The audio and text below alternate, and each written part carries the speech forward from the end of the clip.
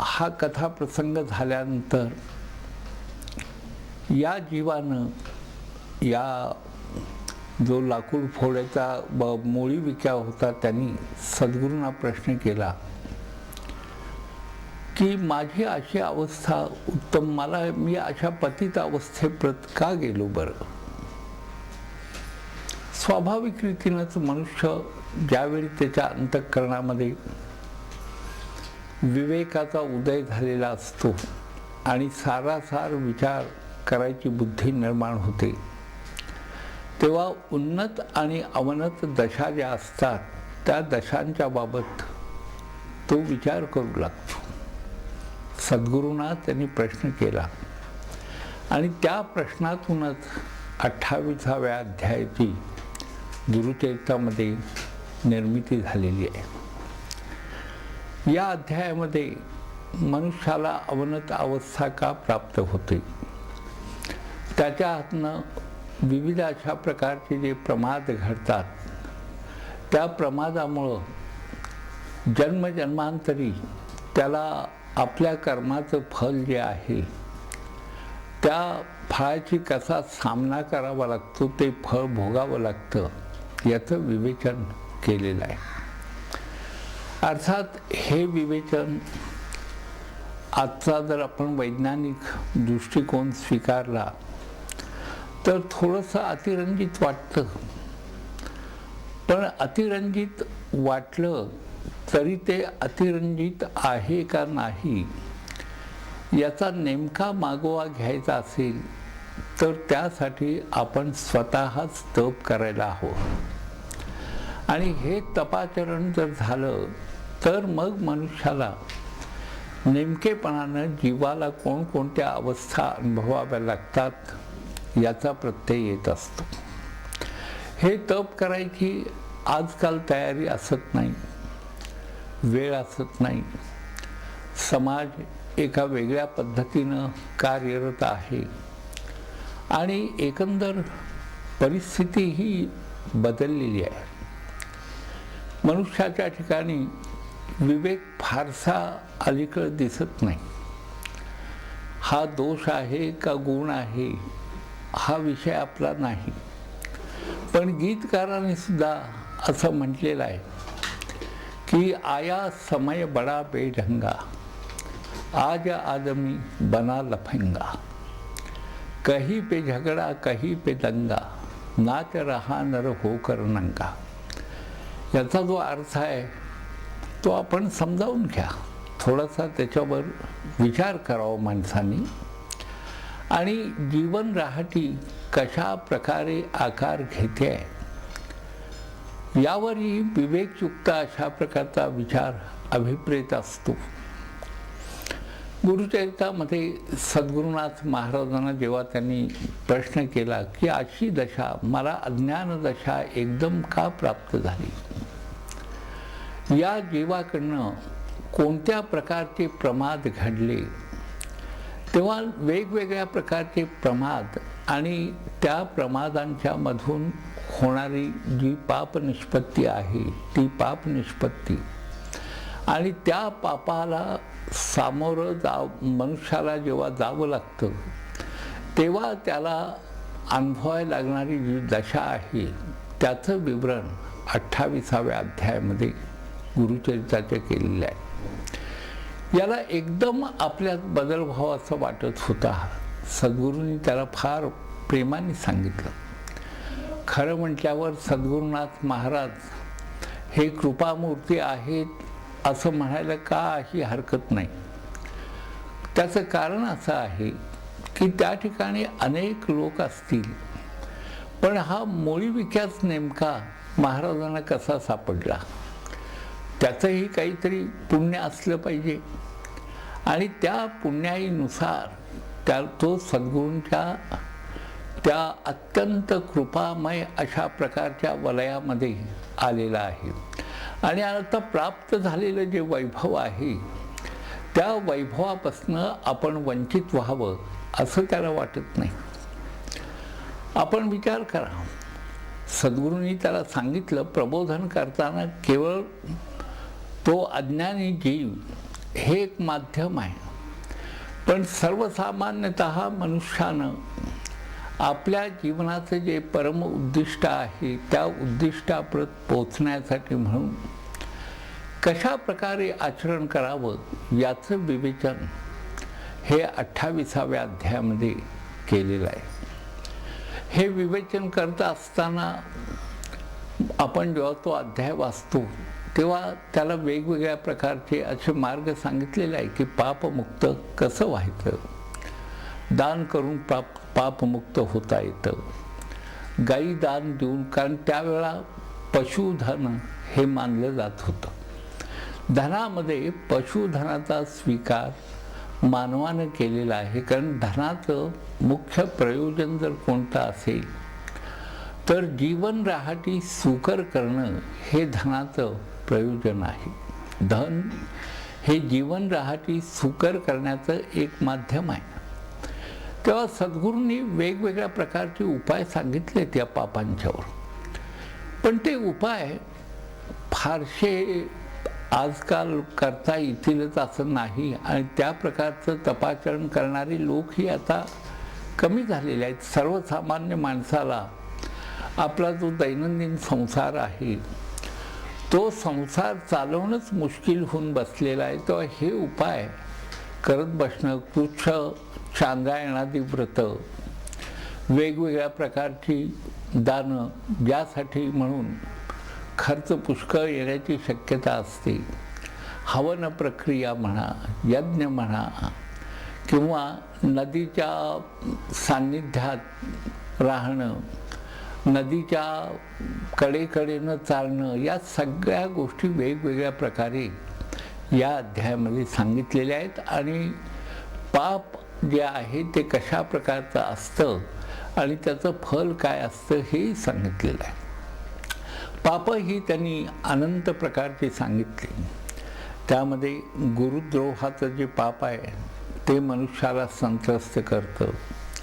आईवडिलांशी जर, मातापित्यांशी जर वर्तणूक आपली गैर असेल तर त्यातून ही पापाची एक वेगळ्या प्रकारची निष्पत्ती होते. त्याचबरोबर लोकांना फसवून, लोकांची फसवणूक करणं, त्यानंतर सुवर्ण चोरी करणं, अशा प्रकारची ही नाना तऱ्हेची पापं सद्गुरूंनी सांगितलेली आहेत. अर्थात हे केल्यामुळं नेमकेपणानं काय होतं हेही त्या ठिकाणी नमूद केलंय. पण पाप करत असताना जी भूमिका बदलते, ती बदललेली भूमिका जी आहे त्याने नेमकेपणानं काय होतं याचा विचार जर आपण केला तर आपणाला असं आढळून येईल की आपली एक प्रकारची जी शरीरामध्ये शक्ती असते, ज्या धारणा असतात, त्या धारणांना धक्का लागतो. आणि हा धक्का काही सहज सोपा असत नाही. मन खात राहतं, बेचैन असतो. जो पाप करतो त्याची अवस्था कशी असते तर बेचैनीची अवस्था असते. सदैव एक प्रकारचा अस्थिरपणा त्याला भेडसावत असतो. आणि हा अस्थिरपणा जो आहे हा काही बाहेरून कोणी आणून तो त्याच्यावर लादतो असं नाही, तर मनुष्याचं मनच त्याला खात राहतं.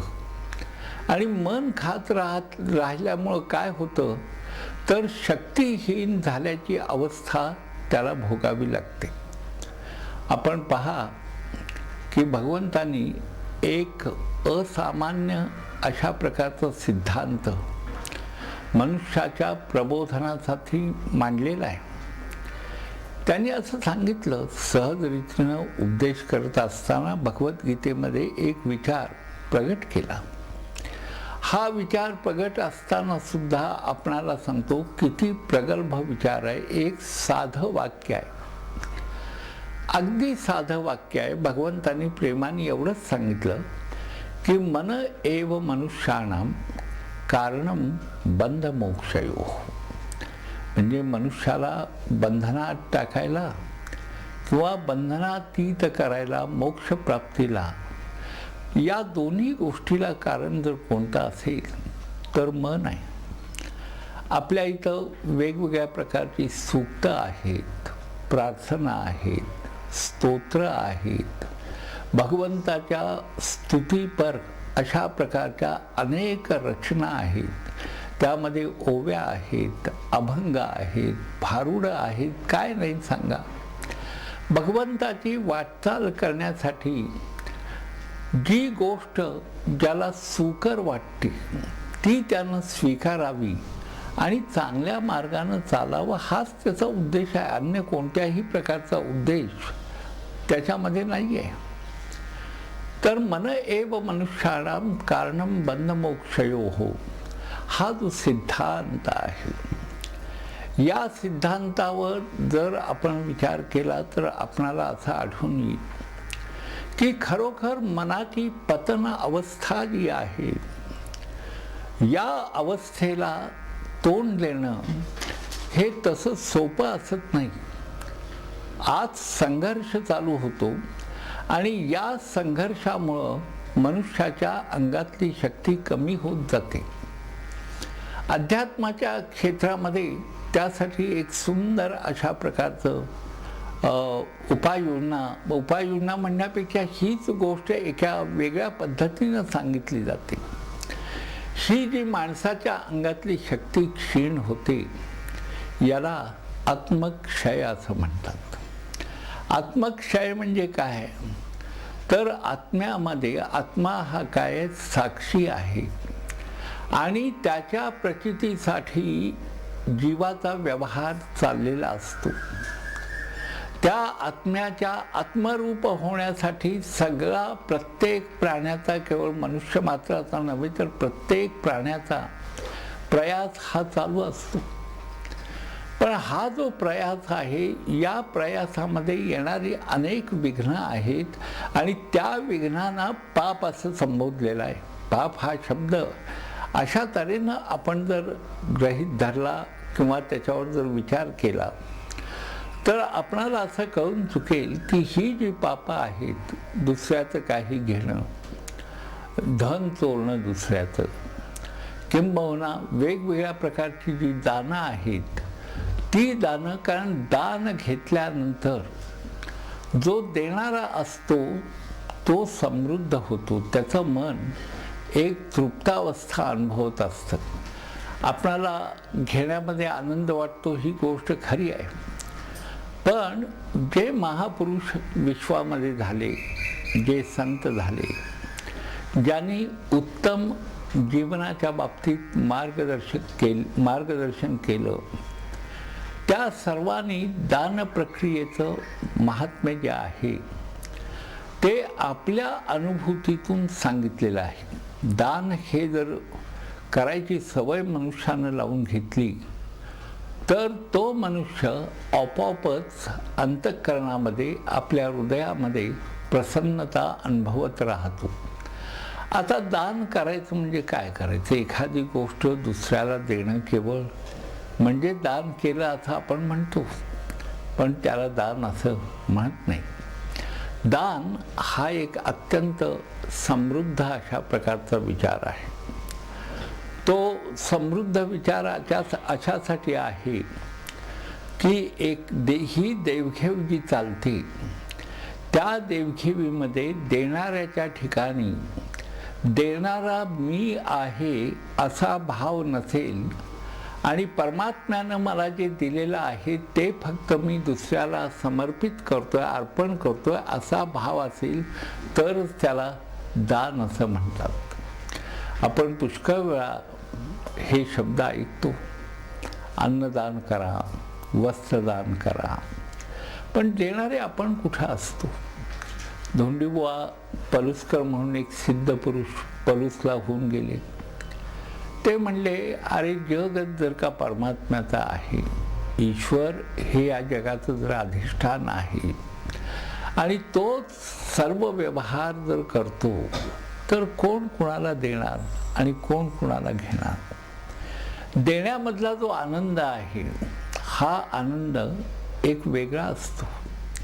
सर्व दानामध्ये श्रेष्ठ अशा प्रकारचं दान जर कोणतं सांगितलं असेल तर ते विद्यादान म्हणून सांगितलं जातं. पण आता विद्येसाठी सुद्धा अपरंपार अशा प्रकारचा पैसा मनुष्याला ओतावा लागतो. पैशाशिवाय द्रव्याशिवाय विद्याही मिळत नाही. गुरुदक्षिणा हा शब्दप्रयोग प्राचीन काळी असे, पण ही गुरुदक्षिणा जी होती त्या गुरुदक्षिणेचा मागचा विचार जो होता तो विचार अत्यंत समृद्ध अशा प्रकारचा होता. म्हणजे कृतज्ञता भाव जेव्हा पराकोटीला शिष्यांचा जात असते तेव्हा त्या भावनेतून जे सद्गुरूंना समर्पित करत असत त्याला गुरुदक्षिणा असं म्हणतात. ते समर्पण होतं. समर्पण म्हणजे काय, तर आत्म्यापासून जे दिलं जातं, मनाच्या चित्ताच्या स्तरावर जे दिलेलं असतं त्याचा विचारही राहत नाही. माझं नाहीच आहे काय आणि देणारा मी नाही असं करून जेव्हा एखादा देतो तेव्हा ते देणं जे आहे ते देणं फार देखणं असतं. त्या देण्यातनं अपरंपार अशा प्रकारची समृद्धी प्राप्त होत असते. आणि ही समृद्धी प्राप्त करून देणारा जो योग आहे त्या योगाचं नाव अध्यात्मशास्त्रामध्ये अकर्तात्म योग असं आहे. म्हणजे करणारा मी नाही, तर करता करविता सर्व काही भगवंतच आहे. सद्गुरुनाथ महाराजांनी पापांचं वर्णन केलेलं आहे त्या ठिकाणी. सरस्वती गंगाधर म्हणतात की सद्गुरूंनी सांगितलं त्याला की बाबा पापं ही अशा प्रकारची असतात. पंचमहापापं आहेत, त्यांचा उच्चार काही मी इथं करत नाही, आपण मूळ ग्रंथ पाहायला हरकत नाही. पण ही जी महापापं आहेत या पापांच्या पासून सुद्धा सुरक्षित होण्यासाठी म्हणून निरनिराळ्या प्रकारचे उपाय सांगितले जातात. आणि या ग्रंथामध्ये हे सर्व प्रकारचे जे उपाय आहेत ते सांगितले. पण तरीसुद्धा गुरुचरित्र हे एक मोठं आश्वासन आहे असं मला वाटतं. आश्वासन अशासाठी आहे की समजा मनुष्याच्या हातून यापैकी काही जर करता आलं नाही तर मग सद्गुरुनाथ महाराजांनी तरीसुद्धा त्याला निराश केलेला नाही. सद्गुरूंचं जे दातृत्व असतं या दातृत्वाचे 4 भाग अतिशय महत्त्वाचे आहेत. या दातृत्वामध्ये काय आहे, शिष्याला सावध करण्याची प्रक्रिया आहे. दुसरी गोष्ट जर कोणती असेल तर शिष्याला केवळ सावध ते करत नाहीत तर त्याला सक्षम करतात. म्हणजे जे काही करायचं आहे त्याच्यासाठी त्याची क्षमता ते वाढवत असतात. तिसरी गोष्ट जर कोणती असेल तर सद्गुरुनाथ महाराज आपल्या कृपाप्रसादानं त्याला पावन करतात. म्हणजे त्याचा जो पुण्याचा भाग आहे त्या पुण्याच्या भागावर त्याच्या जो कमतरता शिष्यामध्ये असेल त्या कमतरतेवर ते आपल्या कृपेनं त्या ठिकाणी अशी काही उपाययोजना करतात की शिष्याची जीवनदशा ही सुधारली जाते. चौथा भाग जर कोणता असेल तर ते आपल्या कृपेनं त्याला असं काही प्रबोधन करतात की ज्या प्रबोधनामुळं त्याच्या ठिकाणी पापाची जाणीवच राहू नये. म्हणून गुरुचरित्रामध्ये 28व्या अध्यायामध्ये सद्गुरुनाथ महाराजांनी वेगवेगळे उपाय सांगितले. पण उपाय सांगत असताना सुद्धा त्यांनी जी शब्दयोजना सरस्वती गंगाधरांनी तिथं केलेली आहे त्या शब्दयोजनेला अत्यंत महत्त्व आहे.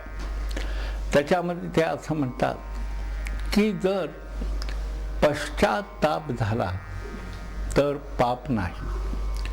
म्हणजे पाप आणि पश्चाताप एकत्र राहू शकत नाहीत. पण पश्चाताप व्हायचं म्हणजे नेमकेपणानं काय व्हायचं. आपल्याला वाटतं की आपण एखाद्या गोष्टीवर म्हणजे गैर गोष्ट करायची आणि मग ती गोष्ट केल्याबद्दल असा विचार करायचा की ती मी केली, मी केली म्हणजे गैर केलेली आहे आणि म्हणून आपण व्यक्त व्हायचं आपलं मत म्हणजे पश्चात्ताप नाही. तर पश्चात्तापाच्या 3 बाजू अत्यंत महत्त्वाच्या आहेत. पहिली गोष्ट म्हणजे अशी आहे की एखाद्या गैर गोष्टीचा विचार जो आहे तो विचार इतक्या तीव्रतेनं चित्ताला झोंबायला पाहिजे की चित्तालाही ते सहन होऊ नये, त्याने तो विचारच टाकून द्यावा असं चित्ताला वाटलं पाहिजे. पश्चाताप दग्ध अशा प्रकारचं शब्दप्रयोग एक आहे. पश्चाताप दग्ध म्हणजे काय? जी क्रिया केलेली असती ती विचार माध्यमातनं सुद्धा अशा प्रकारे तिच्याशी सहयोग करायचा की ती क्रियाच दग्ध व्हावी, पुन्हा असं होणारच नाही अशी इच्छा करायची. हा एक भाग झाला पश्चात्तापाचा.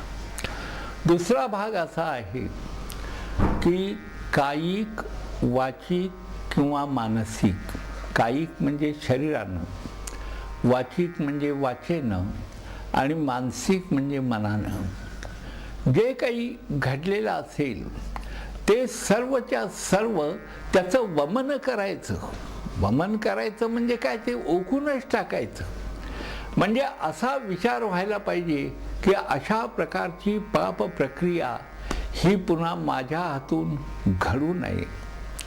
माझ्या वाचेनं अशा प्रकारचा उच्चार कधीच करू नये आणि त्याचबरोबर माझ्या मानसिक स्तरावर अशा प्रकारचा वृत्तीप्रवाह कधीच कार्यरत होऊ नये. हे 3 भाग जर मनुष्याच्या अंतःकरणामध्ये अत्यंत वेगळ्या पद्धतीनं म्हणा किंवा पापाला एक विरोध ह्या दृष्टीनं जर निर्माण झाले तर तो मनुष्य पश्चात्ताप दग्ध होतो असं म्हणतात. पश्चात्ताप दग्ध म्हणजे काय? तर त्याची वृत्तीच सगळ्या त्या ठिकाणी नाहीशा होतात आणि मग पुढं काय घडतं हे आपण पुढच्या प्रवचनामध्ये पाहायचं आहे. हरिः ओम.